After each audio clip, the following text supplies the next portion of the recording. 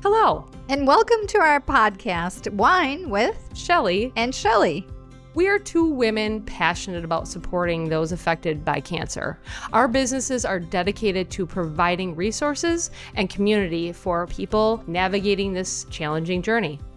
Whether you're a cancer survivor, caregiver, or just looking for information, we've got you covered. On this podcast, we'll be diving into a wide range of topics from the latest research and treatments to practical tips for coping with the emotional and physical challenges of cancer. We'll also be sharing inspiring stories, interviewing experts, and exploring the latest trends in cancer care. Join us as we navigate this journey together. Let's get started. Welcome back to Wine with Shelley and Shelley. Now, I know for those of you listening to the podcast, you have no idea how much time has passed, but we have taken a short break as Shelley has gone out on a road trip. So, Shelley, why don't you catch us up a little bit on what your adventures have been in the last how many weeks? Well, we left in the middle of January, and I'm currently at Lake Havasu City in Arizona. But that was after a long endeavor. We spent about a month in the Baja, California, and California Sur. They're two different states. We were traveling via RV and spending time with the ocean, mountains, nature. It's my happy place. It's just it's something that when we talk about self-care, we talk about massages, we talk about getting our hair done or our nails done or maybe taking the day off, but we don't talk about actually feeding our soul. And that is exactly what I have been doing for the last, we're going on, well, we're past 2 months now. So I think we're pushing 9 weeks. Okay. And I think that's something that is definitely terrifying to most people because we're so accustomed to our traditional way of thinking, like, yes, we have to have jobs. Yes, we have to have money, all these things. But what are we willing to sacrifice to have what we need to feed our soul? And it doesn't have to look like a 2-month trip.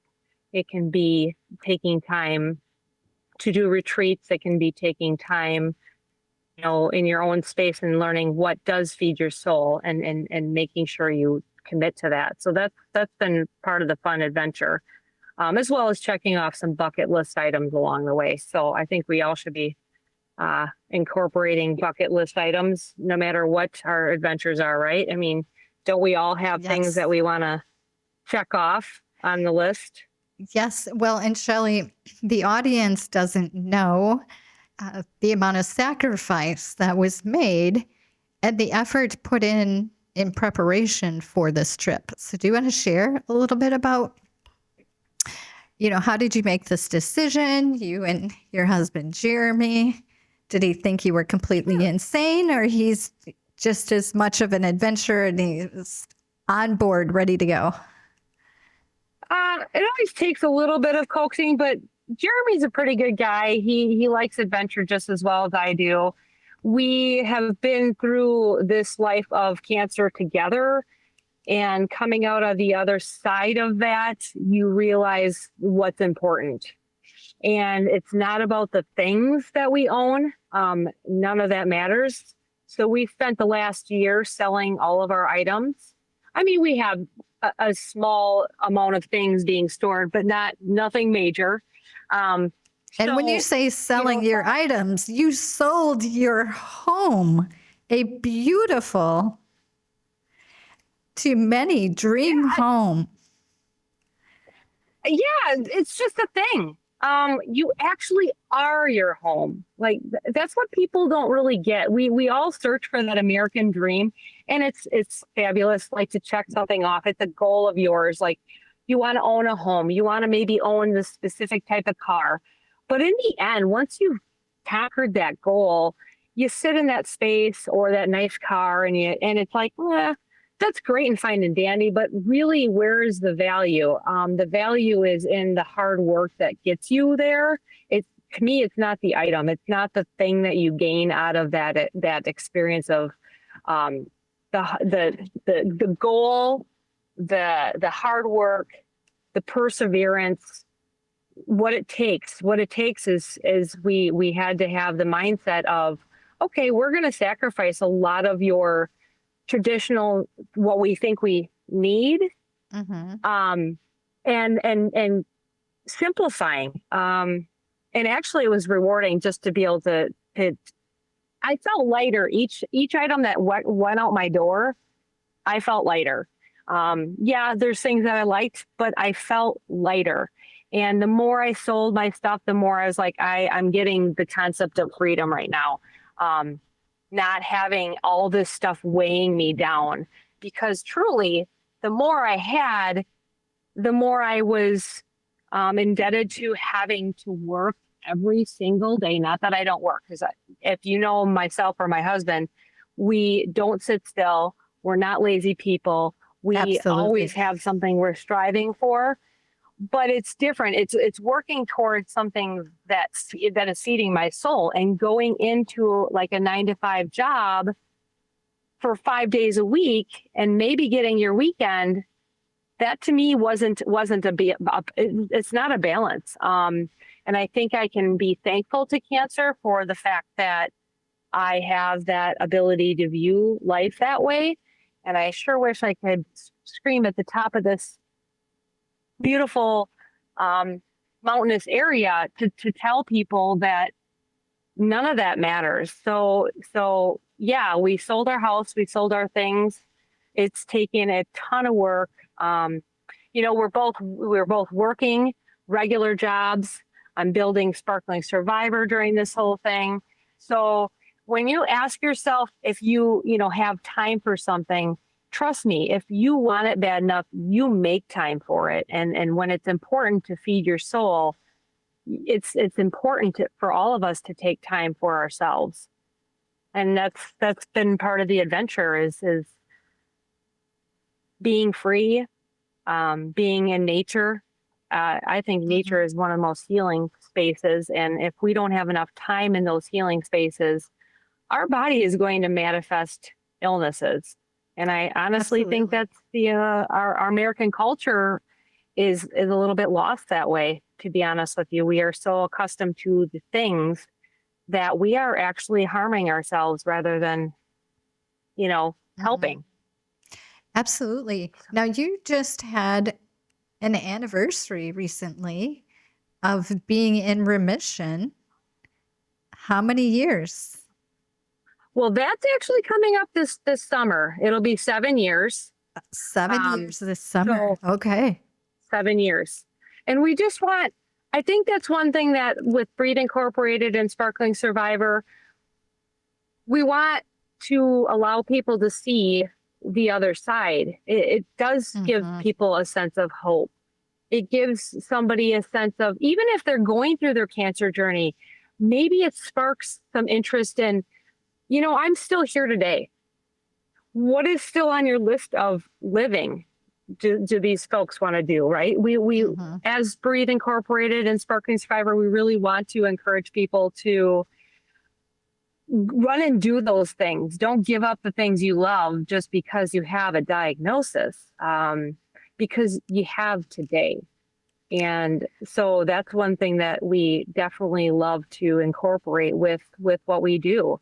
Absolutely. And I think the tide's changing as well. I was thinking about this recently, how I have a lot of cancer in my family. I've lost a lot of loved ones. My mother passed away to pancreatic cancer, my grandmother ovarian cancer, my grandfather lung cancer. But all of those cancers were 20 years ago. And so I see a lot of people in Breathe that get these diagnoses, and they are seeing it through the lenses of 20 years ago and family and friends that they've known and their experiences. And it's terrifying. And we've come so far in cancer care. We still have a long way to go. But would you agree that most cancers are no longer a death sentence, but they're more of a chronic illness? And I think in a lot of ways, the majority of them, it makes it can be even more challenging in some ways because now you have more long-term effects and you're living with the effects, both the emotional effects and the physical effects of cancer. And you're having Correct. to learn how to live under different parameters. And so it's a Yes. whole different world today for those diagnosed with cancer. And I think especially if you have a stage Absolutely. 4 advanced or metastatic disease and you've had well, you can't help but think about your mortality and think about Right. what's important. And so Yes. you're a wonderful example of living life and just letting go of expectations and paradigms and what you should be doing by society's standards, right? And I love that about you. I'd love to hear about all your adventures. So give us the highlights of what's happened so far in these past 9 weeks.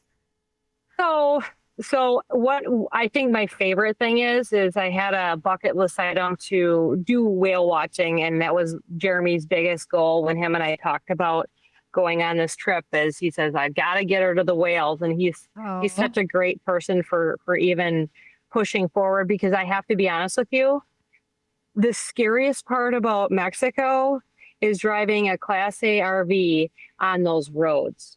I have got to tell you that those roads are terrible. I don't even know. First of all, I didn't drive at all because Jeremy would probably never, he'd have a coronary, I think, if he was the one sitting in the passenger seat. There are potholes. They are the most narrow roads you can imagine. And then you're passing semis. Oh. So I have to be honest with you. If we're talking about fears, Jeremy and I face some big fears. Just driving down those roads. We initially wanted to do the entire peninsula, but we did make it about I'd say more than half for sure. We decided to say that's a good first trip. We plan to do it again. But maybe a little bit differently, and then understanding what the roads are like, just that example. But our big goal was the whales. So we did go on a tiny little fishing boat, or I guess that's kind of what it would look like, and went out on a bay. I'm trying to think of the name of the bay, and boy, oh boy, when I think of it, it's fun. That's the fun part of. Excuse my distraction, but something just is walking across. There is an animal. Oh, it was a bike. Here I thought it was a coyote or something. That's me and my nature. Squirrel. that was last night. But yeah, going in, and we got on a boat and being able to actually touch a whale. And, you know, I went out twice because I loved it the first time. I said, well, why I'm going to do this again. And to be able to look into a whale's eye, they say that it can be life-changing. And I definitely would agree with that. When there's something 4 times the size of your boat, or maybe even bigger, it's harder to tell because you're looking into the water. When you're looking down at these humongous beasts, and if they want to mess you up, they could. I mean, you've seen videos. They've swallowed or put in, huge boats into their mouths, and if they wanted to, they could wreck us. But boy, are they magnificent! And to be able to touch one, I know I got very emotional the first time I touched one, and I looked over at the gal next to me, and I said, "Oh my God, I'm going to cry!" And she says, she was tearing up, but then also, to look into the eye when you see that whale is tipping and they are specifically looking at you, curious. And I'm telling you, the second time it was 2 people and myself.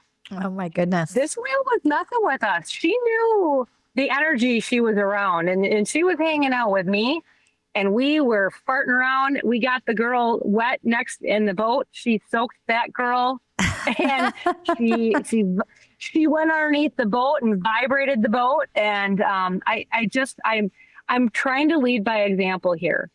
my goal here isn't just to talk about my story and what I'm doing. My goal is to inspire everybody to live no matter what we have a diagnosis or not, because truly we're not promised.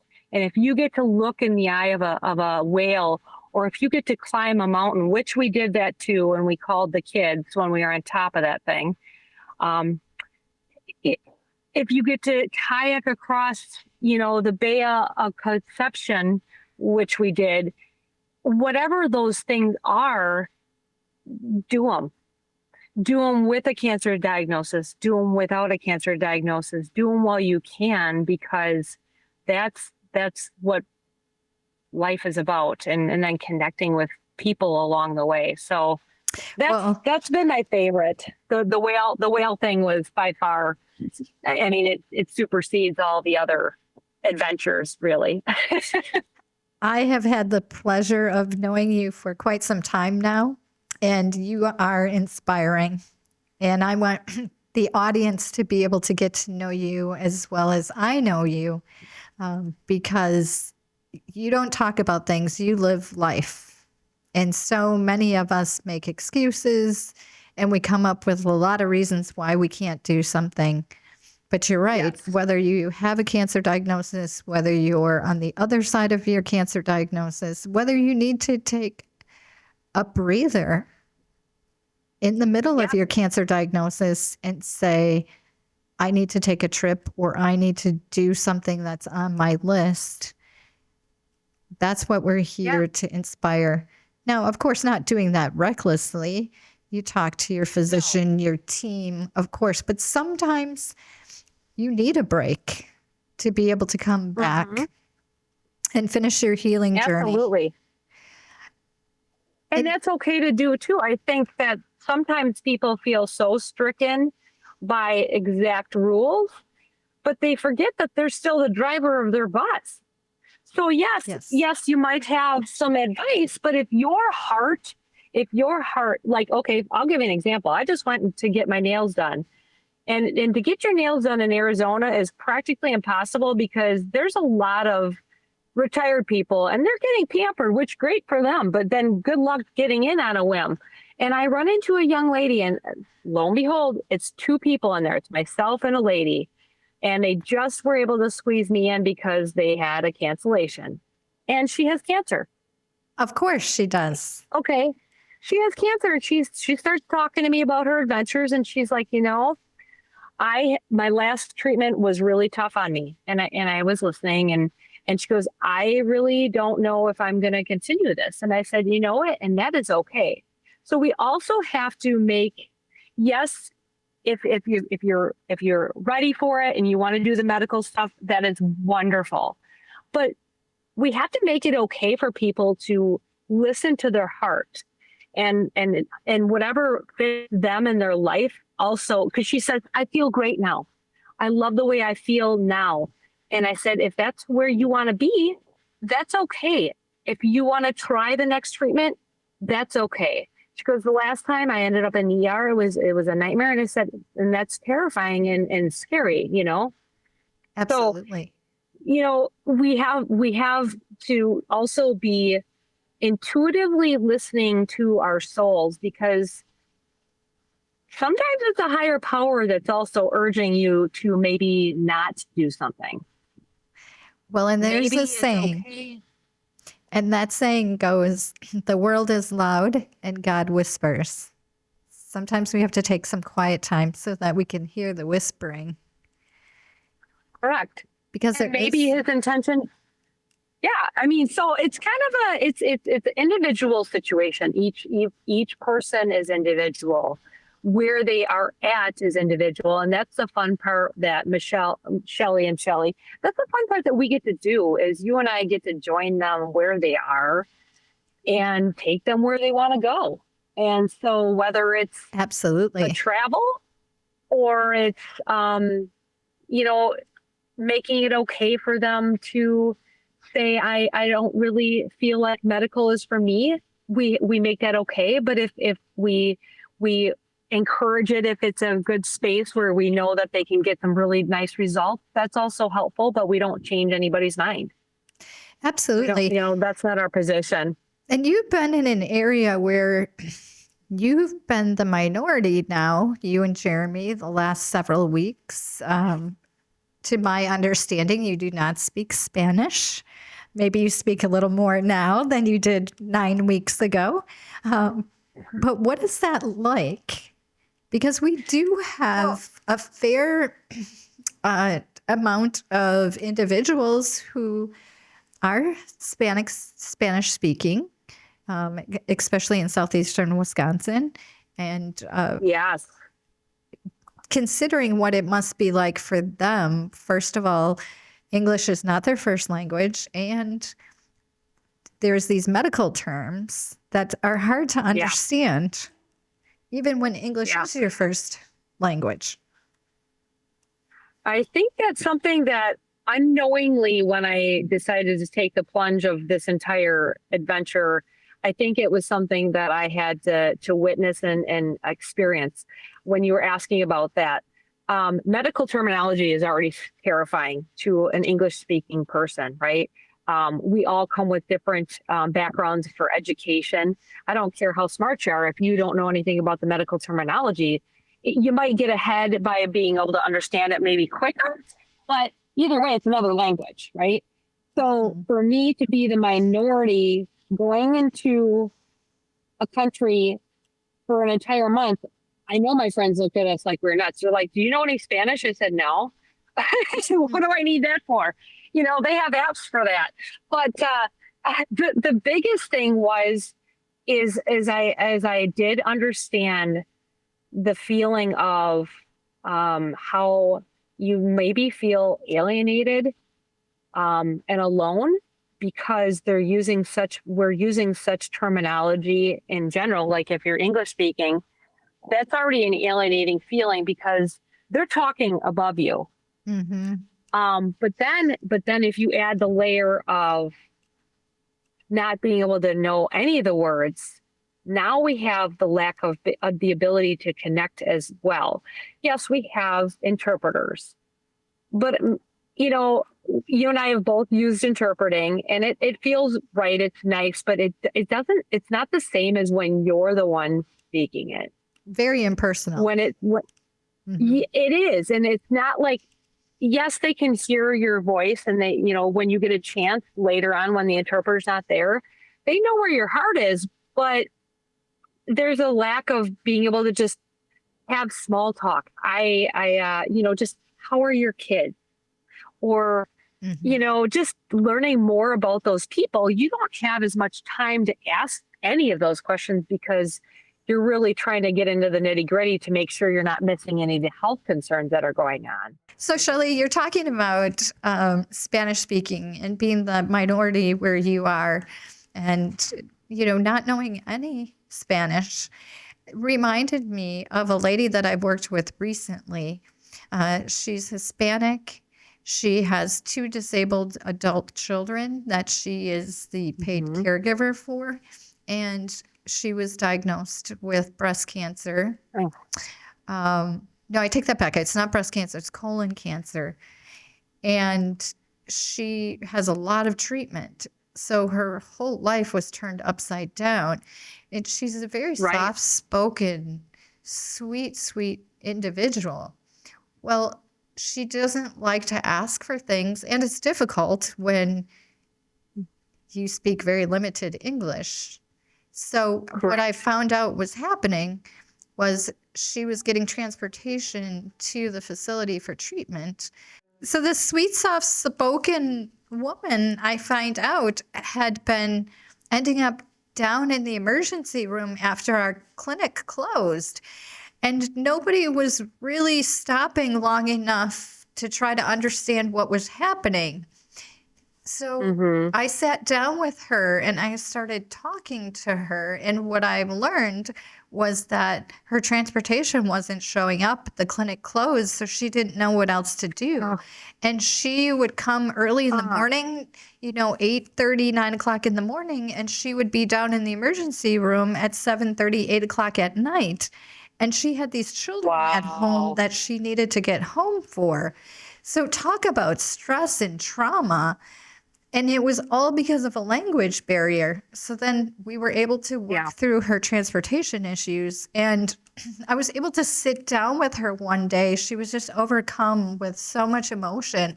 She gave me the biggest hug. We're talking about connections, right? And the human part of treatment.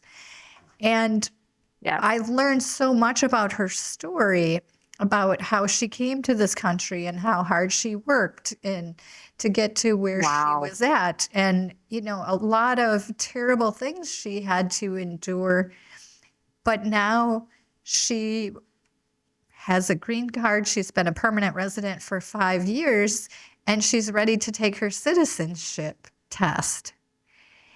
So being able to celebrate those milestones with her, because we know that we are not cancer, and we are not cancer journeys. Life happens, and then you get a cancer diagnosis, and that just gets thrown on top of everything else. But too often, that becomes what defines people. And Sparkling Survivor and Breathe, one of our main goals is to work hard to make sure that you are not defined by your cancer or by your cancer journey. We want to journey alongside you and help you to live every day to the fullest and understand what that means for you, what quality of life means for you and your family, and to support that. We have Sparkling Survivor and Shelley, who has the medical nursing expertise. And we have Breathe and my experience with the social work end of it. But more than all of that, just years of experience understanding what it's like to navigate a journey. So please, don't hesitate to reach out to us. breatheinc.org, sparklingsurvivorllc.com, and tell your friends, anyone you know that's going through their cancer journey. And if you have topics, you know, if somebody has topics that they want to suggest, reach out. If you want to be a guest, you want to tell your story, or you want to inspire others, or, you know, you have a great business that can be beneficial. Let's share those things with as many people as possible. Yes, and please share this, Wine with Shelley and Shelley.com. And tune in next week to find out where in the world Shelley is at in the next adventure. And who knows, next time we might both be in the same place. So, because my birthday's the next day. Come on now. All right. Wine with Shelley and Shelley.com. Tune in. Thanks for joining us, everyone. Thank you. Thank you for joining us today on Wine with Shelley and Shelley. We appreciate your support and listening to our amazing guests' stories. This podcast is brought to you by an oncology survivor nurse and an oncology social worker. We both own organizations led by women who are making a real difference in the lives of cancer patients and their families. Breathe Incorporated and Sparkling Survivor LLC.